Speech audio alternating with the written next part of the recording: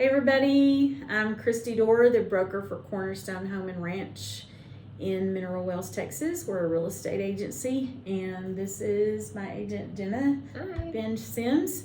And we just wanted to hop on today and give some information. There are a lot of changes that you may or may not have heard about in real estate coming up with the National Association of Realtors settlement.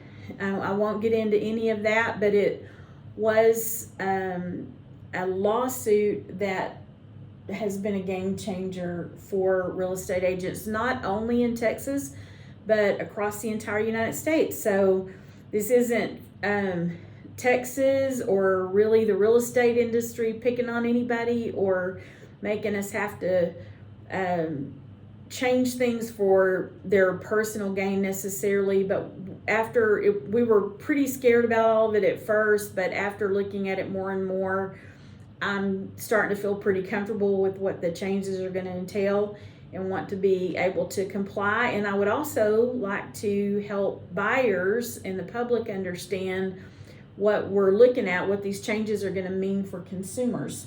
So Jenna and I wanted to just kind of talk about that, and we're not going to get into all of the details. There's a whole lot to it and a lot that we're still learning, and there could even be some things that once it gets started that, and it actually already has started, but may be changed later in the industry when they figure out this isn't working quite as well as we thought it would. There could be some other things coming down, but there are some things that we know right now that are coming up as of August 17th are going to be mandatory for us as real estate agents, and we wanted to be able to inform you about those things so you won't be blindsided when you're getting ready to list or buy a home, so you will know what those things are. And so there's a couple of those we wanted to make sure we cover today.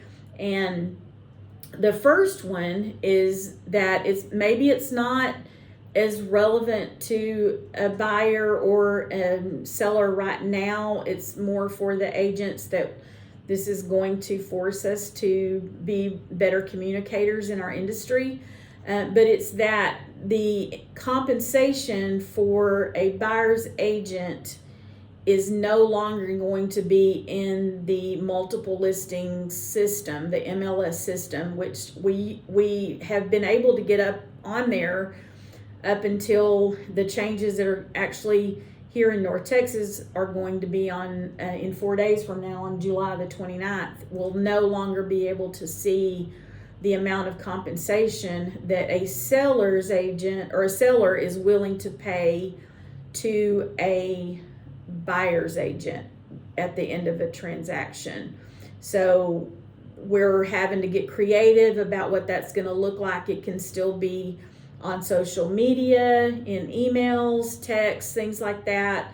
But it's really forcing communication between agents prior to making offers, and it's also going to make that part of real estate a lot more negotiable, don't you think?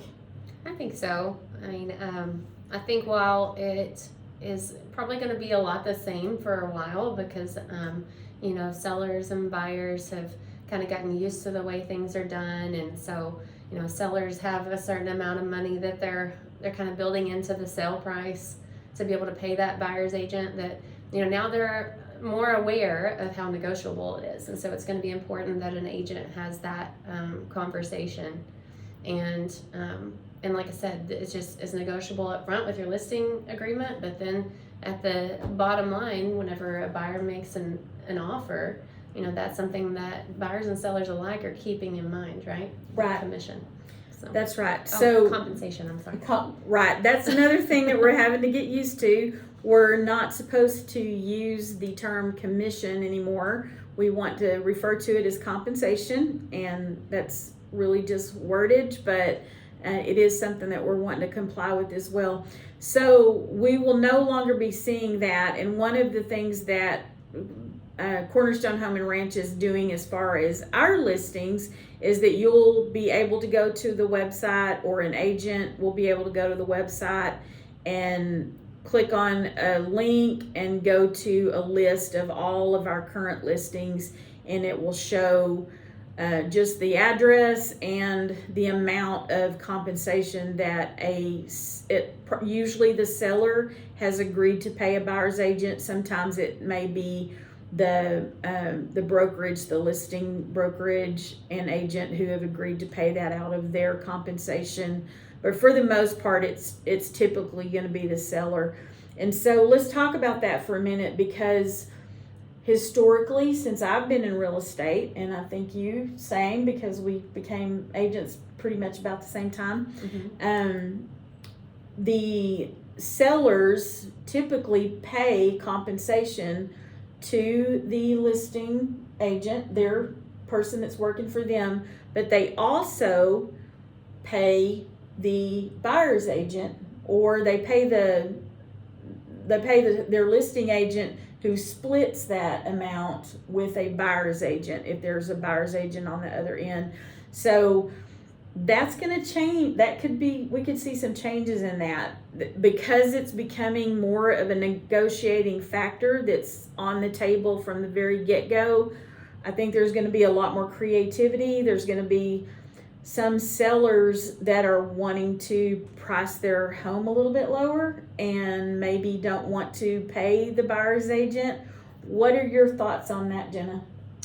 I think it's going to be kind of a case-by-case scenario, and again, I feel like at first it may be a lot of the same of what we've been used to, because I feel like over time that it's kind of evolved into the way it is because of just kind of the way things are. So for instance, if you have a house to sell and your property value has gone up 50% in the last few years, you have a lot of equity in that home, and so you're kind of in a better position probably to pay the compensation than a buyer who is coming to the table with all the cash that they've saved to be able to get into this house with their down payment, their loan fees, their closing fees.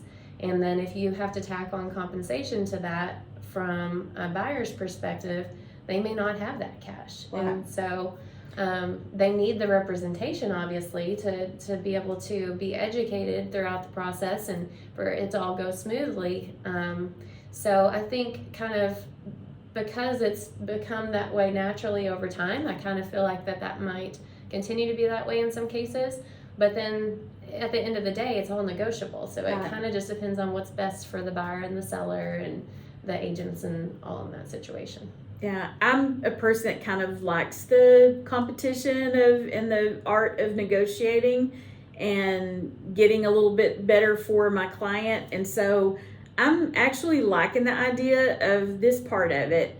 I think it will be a lot to get used to, and we've already started doing that. The forms that we're using are provided for us from Texas Realtors are already in play. The old forms aren't there anymore. So we've already started this process. Haven't had a lot of practice at it yet, but I've had some just today where I've had a conversation with a buyer explaining the merits of having a buyer's representation agreement. It's always been a good idea to have this agreement. If you've never thought about it before or had anyone talk to you about it, if you don't sign a buyer's rep agreement with your agent is not working for you. They're actually still working. Texas has sub-agency, and everyone is working for the seller. So they may be able to show you homes and do a few things for you, but as far as negotiating and actually being your representation, being able to disclose things to you that need to be disclosed, that buyer's representation has always needed, that agreement's always needed to have been signed. But a lot of times they weren't, and it was just assumed that the agent was representing the buyer, and they would get paid. Now that's not going to be the case anymore, which leads us to the next thing that we're going to talk about that's very important, and it's probably the thing that I'm the most uncomfortable with, is that in every state, not just Texas, we will no longer be able to show you a home and open a door for you if we don't have an agreement in place. And so Texas has come up with what they're calling a short form buyer's rep agreement, and it has two options on there.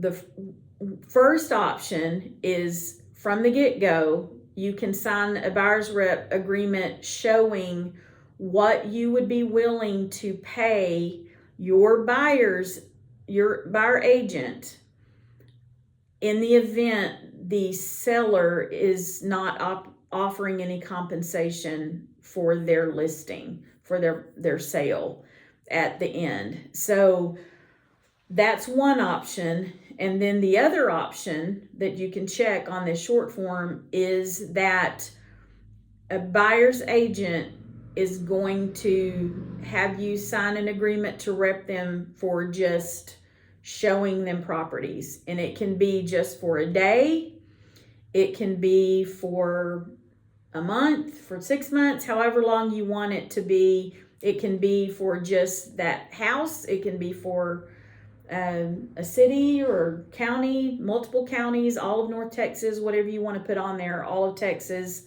You're going to have the option to do that, but something has to be signed for you to be able to look at a house at all with an agent that does not have that property listed themselves, or it's not within their brokerage. So that's going to be, don't you think that's probably going to be the little bit harder thing to get used to? Yeah, I think a lot of times we're meeting buyers for the first time, and so for them to sign something right off is probably uncomfortable for them. But I think the short form helps because it's not a ton of information for them to review, right, before they sign it. So and it's flexible, we can sign it now for whatever everybody's comfortable with, and then amend it later if needed, right? Right. So that would be the solution to that. If a buyer or a person that's just wanting to look at houses wants to just sign to be shown houses with no obligation, there is a blank on this form where some agents may be requiring an amount of money to show you the houses, not even to represent you with the compensation amount or anything, but they want a fee of some sort, maybe a nominal fee. It may not be a nominal fee. It's really up to a brokerage and an agent.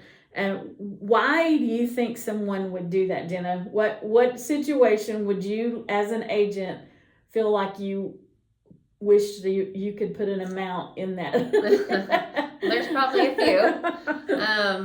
But, I think sometimes agents probably need to take into consideration their time and their expenses also, driving around showing property. So obviously if you're showing, 2 or 3 houses in town, and then they're 5 miles apart, and you're spending an hour and a half doing that, to me, I feel like that's kind of my duty to a buyer without charging. When you get into showing for 2 or 3 weeks or 2 or 3 months, and you're driving hundreds of miles in between properties, and let's say the buyer at that time doesn't want to sign the agreement stating that they'll pay your commission if the seller won't. Well, then if you put 0, you're not charging them for showings, they're not agreeing to pay for your commission or compensation again. Yeah. If the seller doesn't, and then you end up finding them a house and the seller doesn't want to pay compensation, and they kick you out at that point.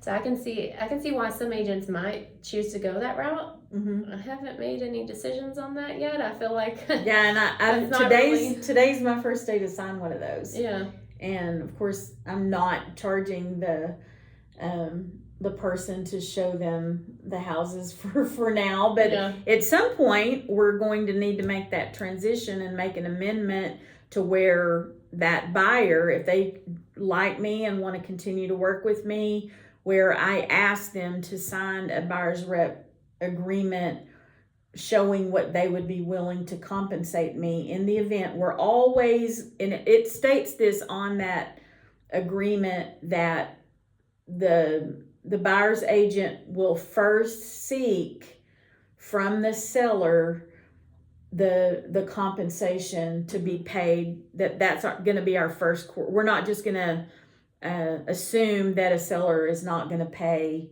compensation. We're going to ask them for it, even if they are only saying they'll pay 2%, and with my buyer agreement it says my buyer will pay 3%.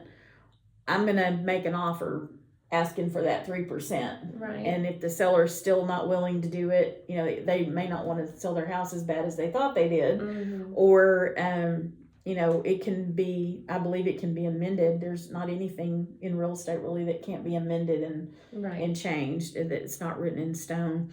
So hopefully we'll have good relationships with our customers and turn them into clients quickly, and have good faith that we'll all be able to negotiate and get creative and help to make these deals work, because it is going to be a new thing. So we talked today at our meeting about how we were going to handle these agreements when we get a call quick of somebody that they're sitting in front of a sign of a house they'd like to see, and they want to see it right away.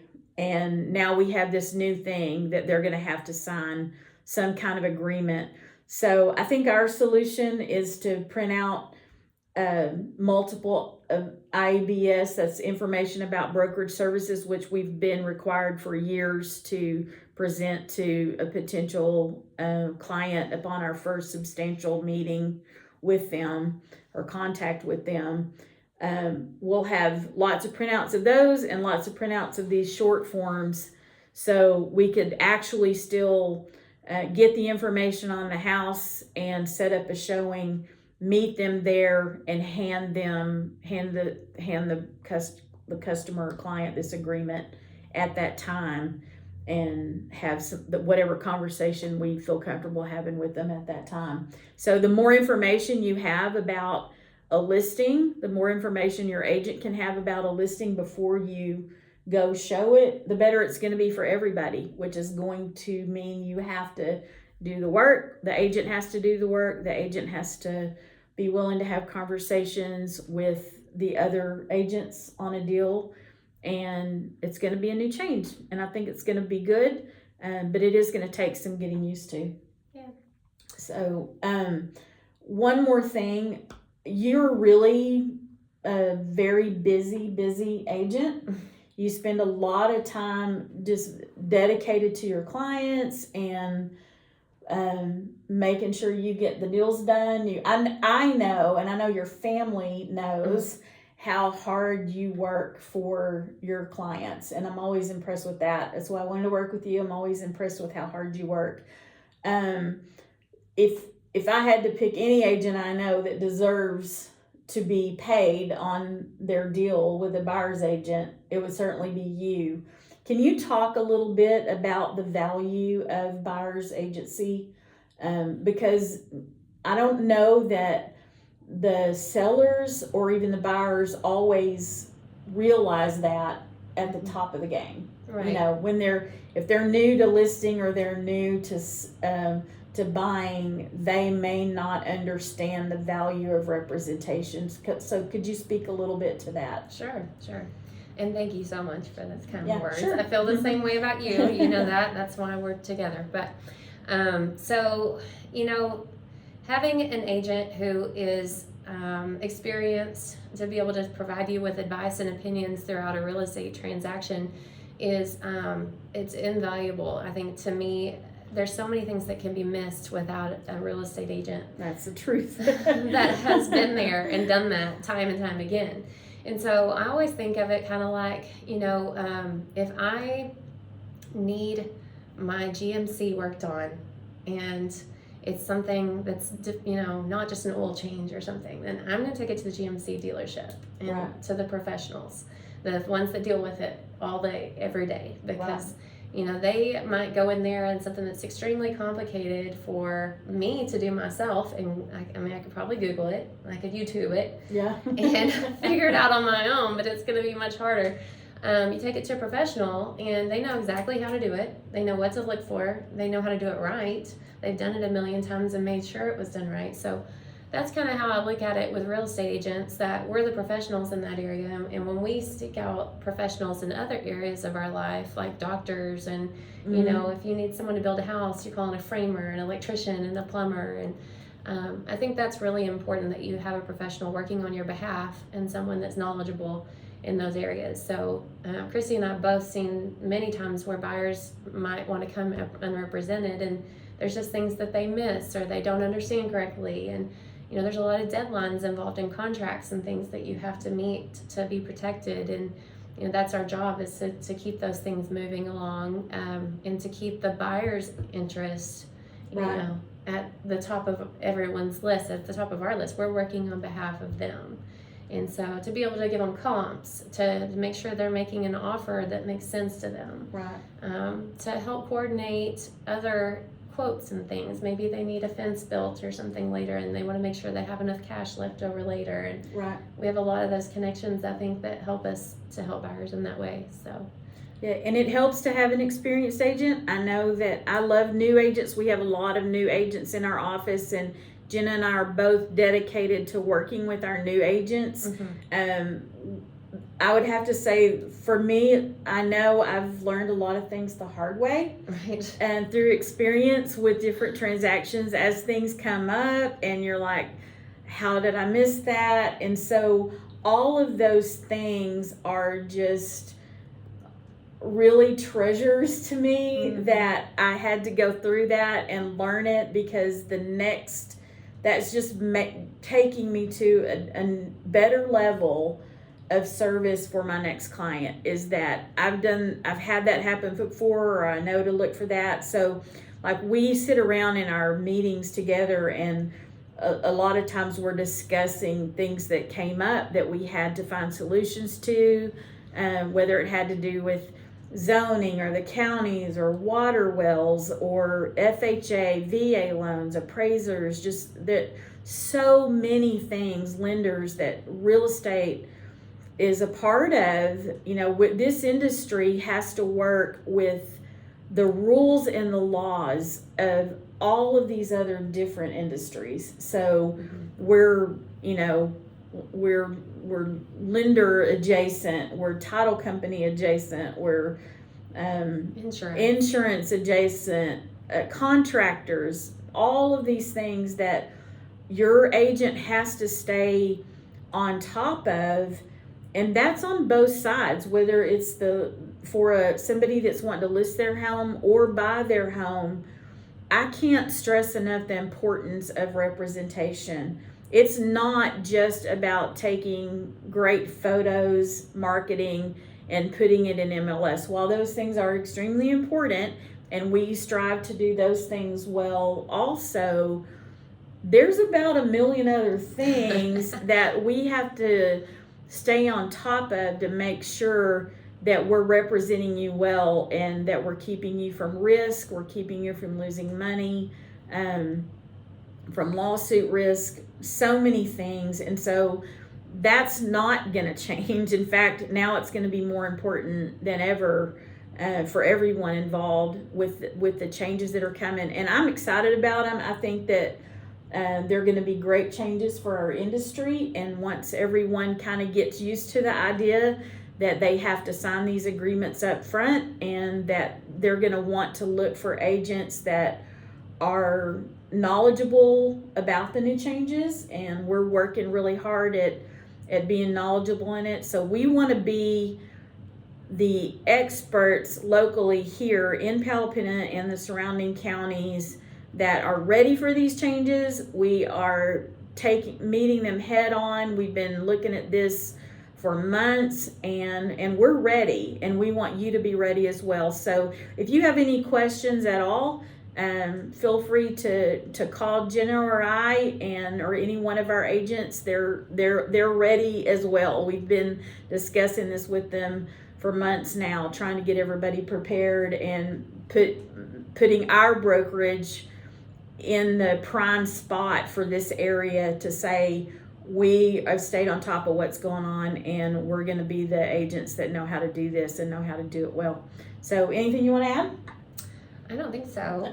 You mentioned the other agents in the office, and I wanted to say that I do think that even though some of our agents are newer, that they are so willing to learn and so involved compared to, I don't know, I mean, I really don't have a lot to compare to, I guess, but I just think that that they have so much support from you too. That's the best thing about it, I think, is that they have you to learn from, and so any agent in our office would be glad to help you with absolutely. We love them. We're like family around here, and just so thankful for the agents that we have, and feel so confident that because we do work so well together, even though we're not considered like a team necessarily, we are a team, we're a family, and we're all in this together and working together to make sure that we can get deals done. That's right. So, well, thank you for doing this. I know this isn't your wheelhouse.